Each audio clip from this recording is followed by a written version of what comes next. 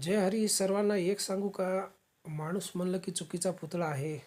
एक ना एक कुठं ना कुठं तरी चुकतच राहतो.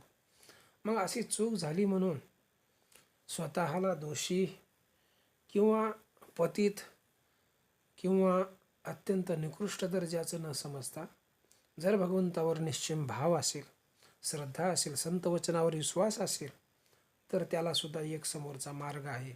जगद्गुरू तुकोबारा त्याचा मार्ग सांगतात. कदाचित तुमच्याकडून एखादी चूक जर झाली असेल तर होऊ द्या, पण ती चूक पुन्हा करायची नाही असं मनामध्ये पुन्हा जर पक्की गाठ बांधली तर त्या चुकीचा तुम्ही दुरुस्ती करू शकता अनुताप तीर्थामध्ये नाहून.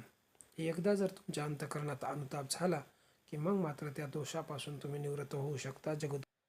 अनुतापे दोष जाय न लागता निमिष, परितो राहे विसावला आधी अवसानी भला.